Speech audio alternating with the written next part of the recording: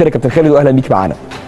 مساء الخير. طيب انا عايز اتكلم بس عشان كنت سامعكم من الاول خالص وقبل عبد الستار صبري وكده. اتفضل. دكتور طارق قال لك انه حزين جدا على رمضان صبحي، صح؟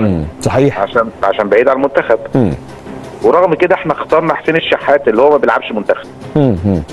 فهنا وكنتوا مبسوطين جدا ان صديق اوجولا رغم ان نيجيريا عندها عدد رهيب من المحترفين لكن انضم لمنتخب نيجيريا. صحيح. وهنا السؤال كيف يكون حسين الشحات احسن لاعب في الجناح وابراهيم عادل هو اللي موجود في معسكر المنتخب دلوقتي؟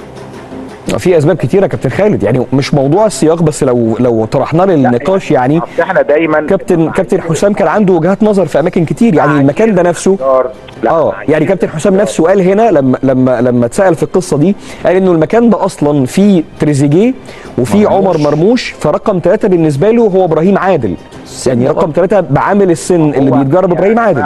يا جماعه احنا تقييمنا بناء على اللاعب بيلعب في نادي ايه ولا بناء على انضمامه للمنتخب وتأثيره مع منتخب بلاده؟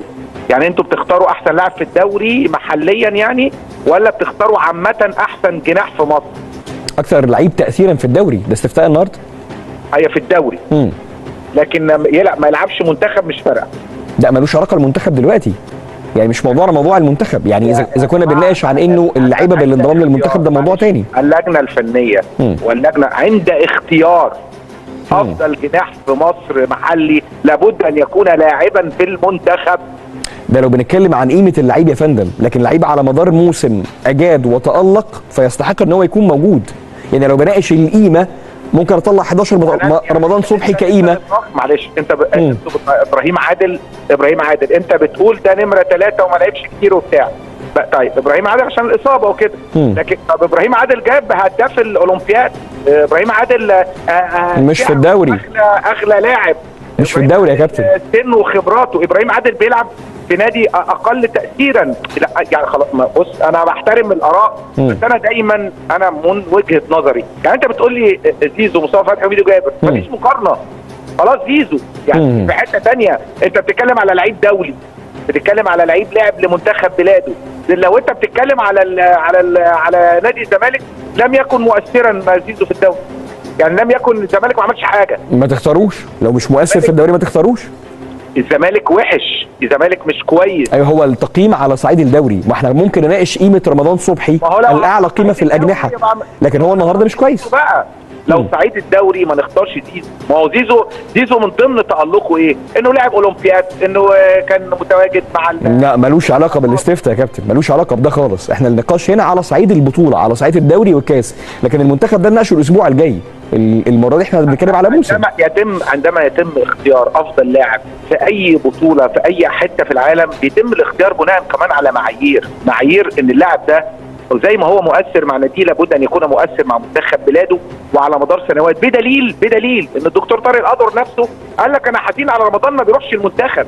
تمام. قال لك انا ده حاجه رهيبه ان صديق اوجولا موجود. كابتن خالد التعميم اوروبيا مش مظبوط، لانه محمد صلاح لما خد افضل لعيب في انجلترا ما كانش بالضروره مؤثر مع منتخب مصر في كل مره، وكيفن دي بروين لما خد افضل لعيب في البريمير ليج ما كانش مؤثر، ايرلينج هالاند شخصيا غير مؤثر مع منتخب النرويج.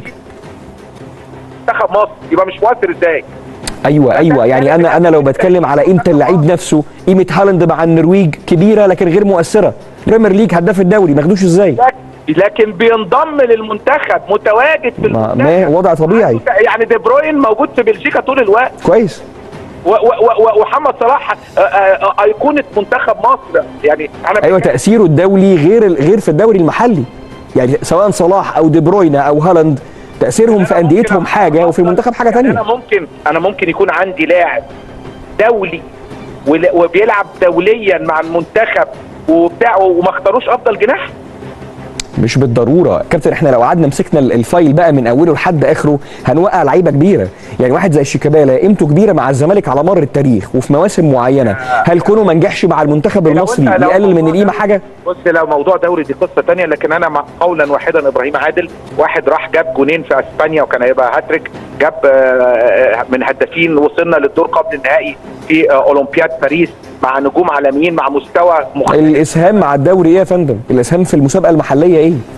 يعني اسهام ابراهيم عادل في المسابقه المحليه ايه؟ في ماتشين الاهلي كان فين ابراهيم عادل؟ وده رايك بالمناسبه، يعني رايك يحترم، بس انا بناقشك في المنطق بتاعك بس. انا بتكلم على اكثر، احنا بنتكلم افضل لاعب، انا وانتوا بتتكلموا افضل لاعب في الدوري بس، ومش مهم يكون لعيب دولي ماشي، يعني ده مش مهم، يعني يكون عندي 2 بس هو المنطق يا كابتن فيه عوار كبير الحقيقه، يعني حتى لو قارنا باي جائزه على مستوى العالم، بنزيما خد بالون دور وهو غير موجود مع منتخب فرنسا، ايرلينج هالاند خد كل جوائز انجلترا وهو غير مؤثر مع النرويج.